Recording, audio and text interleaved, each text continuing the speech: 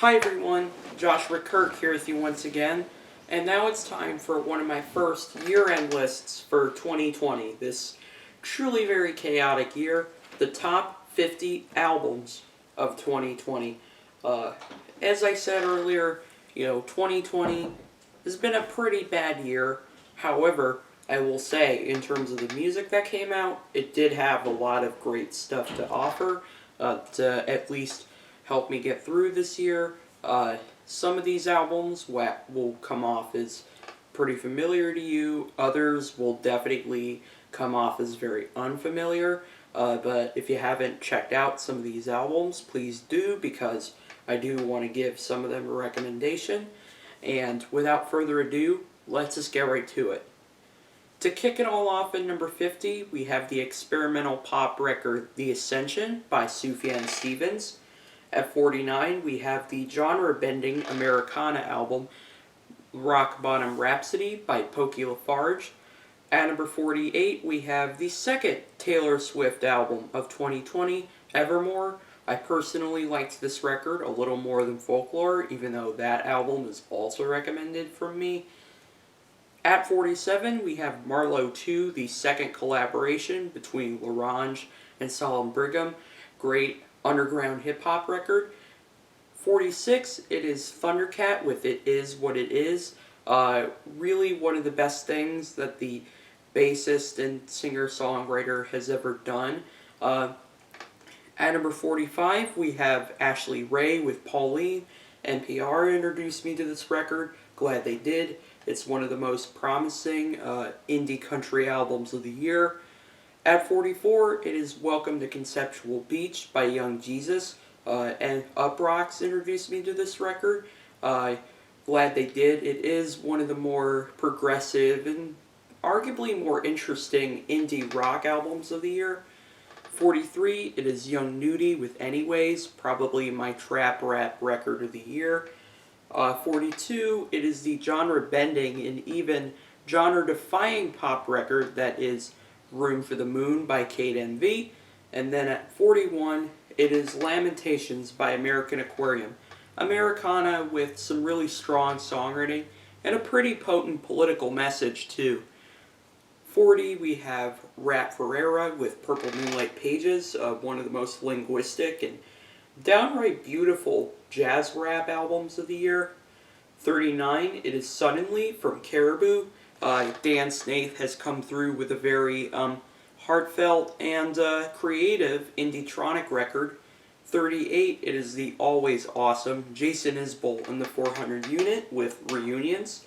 37, it is Poppy venturing into a heavier sound, as well as creating a more human project than I think she's ever done before on I Disagree. Then at 36, it is Ultra Mono, the new Idols record. It's obvious this record is probably their most polarizing yet. Personally, I thought this record was great. I love how massive the production sounds, and also how this is probably their most sincere record to date, lyrically. I thought this record was amazing. 35, it is King Krule with Man Alive. My boy, Archie Marshall, came through with yet another very solid record. It's not as ambitious or immersive as his last record, but ultimately he's honing in his skills as a truly, genre-bending, artist on here. 34, it is Creeper with Sex, Death, and the Infinite Void. Pretty fun and very ambitious. Kind of horror, punk, glam, epic that you should definitely check out. 33, it is the fantastic shoegaze album, The Great Dismal by Nothing. At 32, it is Bill Callahan with Gold Record. Really one of the most comforting records dealing with isolation you'll hear this year.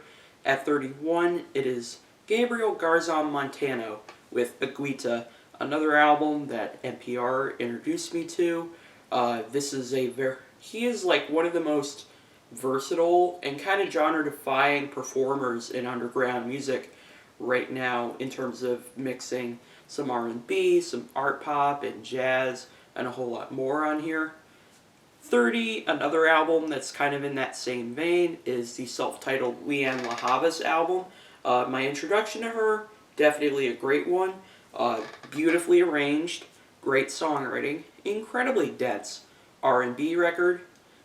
At 29, it is Shape and Destroy by Rustin Kelly, a very emotionally cutting singer-songwriter and alt-country record you should definitely check out.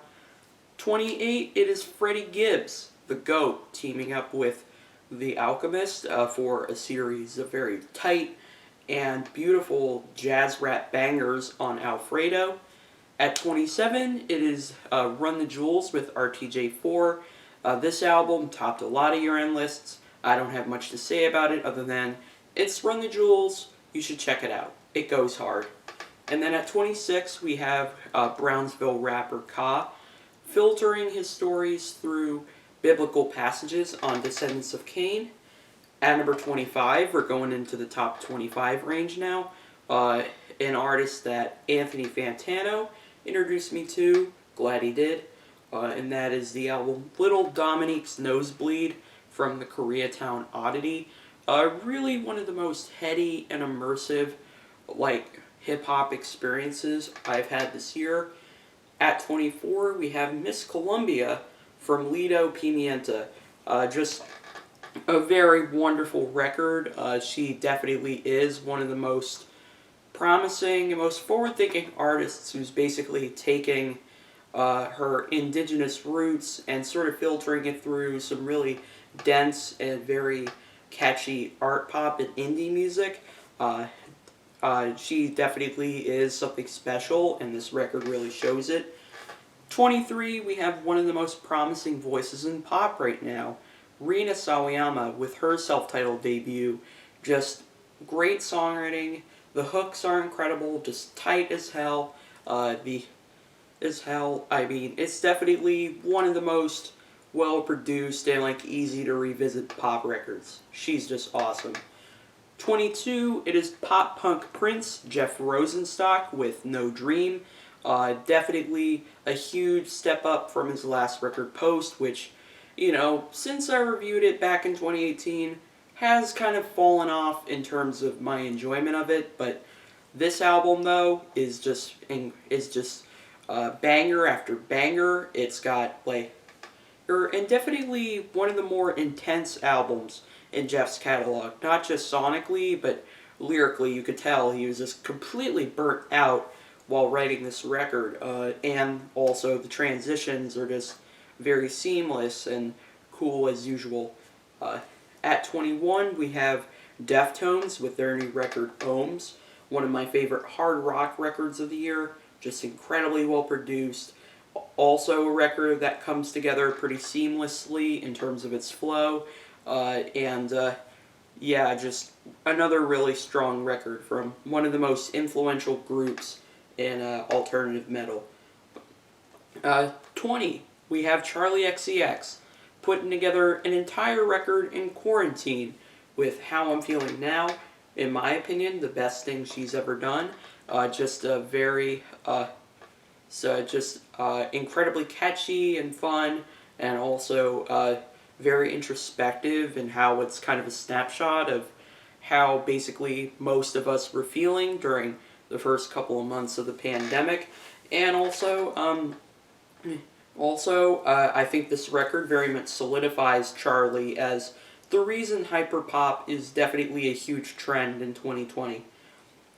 At number 19, we have Fiona Apple's Fetch the Bolt Cutters, the critical darling of 2020. I know I don't have this in my top 10.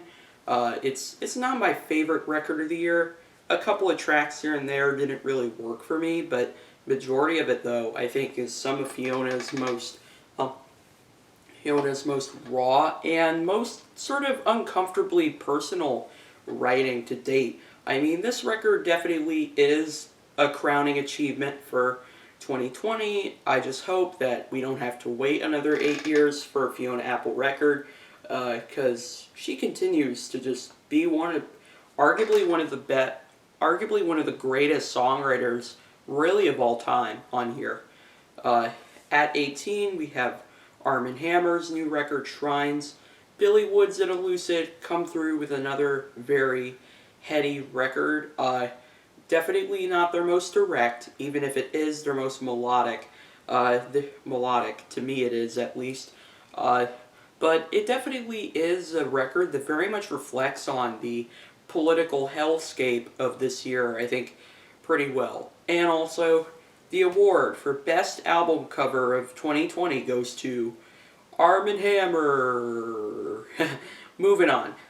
Number 17 is Live Forever from Barty Strange. Really one of the most promising indie artists right now. Like, his fusion of genre is just so, like, eclectic. There's a lot going on for such a short record, but yet it all flows together so well. Incredible singing voice, which I think still is kind of underappreciated, even though a lot of critics definitely have been highlighting just how ambitious this album is. I'm glad I got into him this year, because, what he's doing here is just very cool. At number 16, we have yet another very promising artist in 2020, Backwash, with God Has Nothing to Do with This, Leave Him Out of It. Just like her crossovers of, like, hip-hop and experimental music and metal, or just, like, they pack so much punch. Considering this record is only 22 minutes long, it's in your face, it's got some of my favorite production ideas of the year. Like, Backwash is just fantastic. Like, definitely goes in kind of my Artists of the Year category. At number 15, we have yet another record that packs a lot of punch. Underneath from Code Orange. One of my favorite sort of like metal and loud rock albums of the year. When live shows return after this pandemic thing calms down, I know that these songs are just going to kick so much ass live, because the production is incredibly insane. The lyrics have definitely a somewhat political message to them, which kind of came through even more clear to me the more I listened to this record. I love the way it flows. It's definitely, Code Orange has definitely given metalcore a whole new look on this record, and I think they did that so well. At 14, it is the posthumous Mac Miller album, Circles. Like, this record very much captures very well how special Mac really was. And it's just really sad that, because he's not around anymore, we won't be able to see him make more music like this that is just so great. Like, this album is very beautiful and catchy and emotional and heartbreaking. Like, it definitely makes it all the more tragic that, Mac, isn't around. And also, the song Good News, I just want to say, is maybe one of the best songs of the year. 13, St. Cloud from Waxahachie. This record really surprised me. I mean, I've always thought Waxahachie was very talented in what she did, but she never really connected with me in the way this album really did. Like, she definitely delves into a much folkier, rootsier sound on here, but I think that Risk pans out incredibly well. The songwriting is killer. I think her singing on here just sells a lot of these songs very well, and also just the record feels very lived in production-wise. It's just like, Waxahachie has come through with, I think, her most clear musical vision. At number 12 is another great country record of the year, and that is Honky Tonk Hell from Gabe Lee. Glad I got into this artist this year. He just has such a fiery voice, I will say, and also his crossovers into southern rock and gospel are also quite awesome. Like, it's not the most forward-thinking record in this style, but man, oh man, like, this record definitely really struck me as being incredibly inviting right out of the gate. Then at number 11, it is my noise rock record of the year, True Opera from More Jewelry. This is, of course, a collaboration between Mental Jewelry and More Mother. And, like, this record is just so incredibly bold and, like, abstract for it being just kind of a straight-ahead noise rock record that clocks in at only 26 minutes. Like, and yet it still manages to be very multi-phased and, like, be incredibly diverse in terms of all the directions it can go in, like, and it sort of solidifies More Mother as one of the most creative figures in underground music. Alright, now we're going into that top 10 range, people. Kicking off the top 10 is my favorite country album of the year, Daughter from Lydia Lovelace. This is her best album, in my opinion. I know a lot of people love Real, I do too, but I just think that record's maybe a little more inconsistent in terms of maybe its tone. This album, though, is definitely Lydia's most cohesive musical vision. Like, I think the songwriting is fantastic. Obviously, her voice just sounds better than ever. She takes, like, even more risks on this record. Like, she gets, like, maybe a little funkier at some points here. It definitely, Lydia Lovelace has definitely come through with her most fully realized record to date. And also the song September, an incredibly crushing song, is easily one of my favorite songs of 2020. Number 9, yet another record with the word daughter in its name, and also in that singer-songwriter lane. Song for Her Daughter by Laura Marley. Laura is one of those artists that I've never really had a consistent opinion on. I mean, sometimes I thought I really liked her, other times I thought she was just kind of boring. However, this record of hers, really surprised me how much I loved it. Like, I wasn't going to listen to this record, but after hearing everyone drool over how great it was, I decided to give it a listen. And I will say, I connected with this album in ways that Laura's music hadn't in the past. I mean, this was just what I needed when I was definitely feeling quite lonely, not seeing anybody except my parents for a little while. Then at number 8, we have a very mature record from Open Mike Eagle, Anime, Trauma, and Divorce. This record definitely is one of Open Mike Eagle's more personally sobering records to date, and yet his sense of humor and his brand of indie rap is just, like, still intact. Like, there's a lot of lyrics on here that just make me just kind of laugh out loud, like, almost, like, in his usage of metaphor. And also, even though it is a record that goes into some pretty dark stuff, it's also strangely a very resilient record for what it's about. It's not super mopey or anything. Like, Mike is just acknowledging that, life isn't perfect, and you just kind of have to keep pressing on and hope for the best. Number 7, my favorite pop record of the year, What's Your Pleasure from Jessie Ware. This album, I came into this with hopeful expectations, considering a lot of people love this one, but the minute the bass line to the opener Spotlight came in, I commenced to an hour-long dance party. This record is, like, that good. Like, the production, the songwriting, the flow of the record, it's just all so incredibly tight.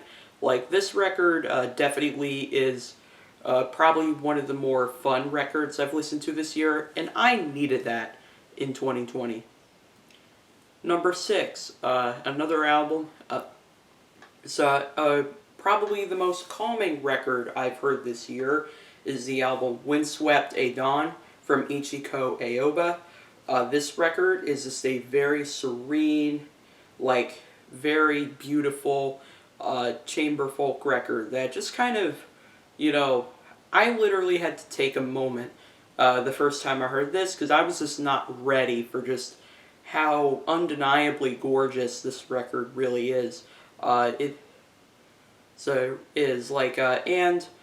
don't we all need this kind of record in 2020? Now we're moving into the top 5 range. Number 5, Adrian Lenker with songs and instrumentals. I love Big Thief. They're one of my favorite artists of the past few years. These two solo records, though, are even better. Like, I connected with songs in a way that, Adrian's music hadn't really in the past. Especially during the last few months of this year, and being stuck at home a lot. And also, the Instrumentals album is quite gorgeous too. Number 4, my favorite rap record of the year, Spirit World Field Guide from Aesop Rock. I feel like this record is probably Aesop's most accomplished sort of musical vision yet.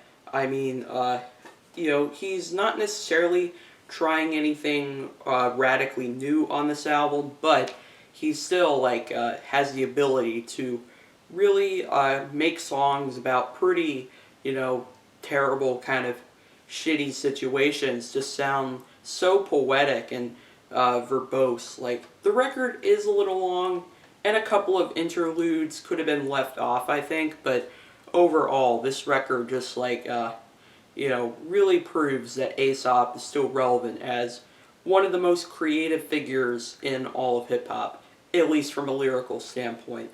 Number 3, Perfume Genius. Set My Heart on Fire Immediately. I love Mike Hadrius's last record. This record, though, I think maybe, every bit as good, if not better, than No Shape. Definitely a little more ambitious in that record. He just breaks so much on this record.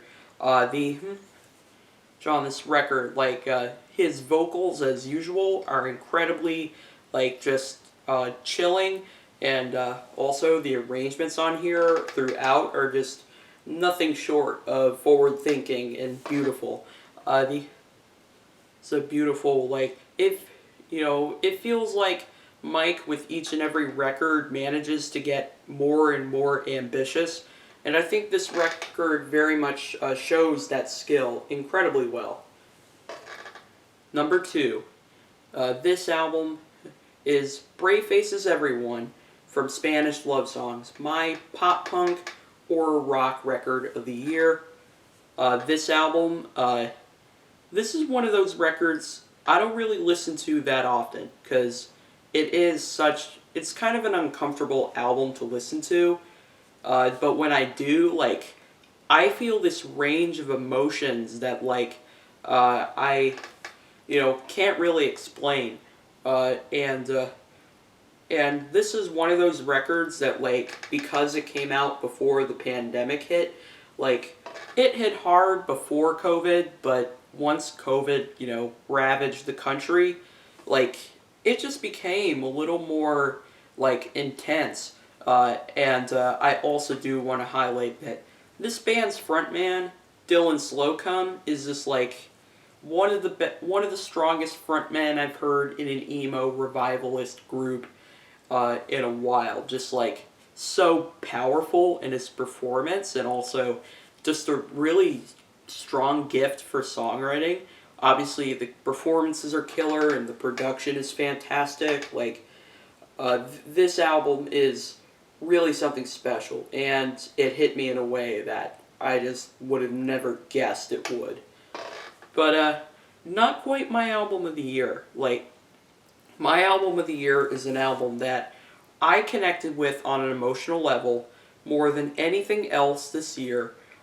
It's my second 10 out of 10 album of the year. If you've seen my review, you probably saw this one coming. And that is Punisher by Phoebe Bridgers. This album is I can't really explain how special this record is to me. It definitely is a pretty necessary record for 2020. It definitely was released, I think, just at the right time. Phoebe just has so much talent, from her ability to create these turns of phrase that just kind of slay you when you don't know it. And also obviously the arrangements that she works with, I think, complement these lyrics very well. It's definitely immersive in a way that like the other projects she's done weren't. Even though I really think all her projects are good, this is the one that just like feels like her crown jewel for sure. I love the way the album flows. It's a record that kind of like Spanish love songs. Don't listen to it. Don't listen to the whole thing very often because it is such a intense record, thematically. But like when I do, just like I am taken to a whole different world. And also the song "I Know the End" is definitely the best track of the year. It's very much a very definitive song for 2020. Like it's the kind of song where you just have to hear it for yourself. And when that climax hit, and trust me, when that climax hits, you won't forget it ever. Like this is definitely this album really ruled my 2020 in so many ways. It's also probably one of the best albums I've ever heard.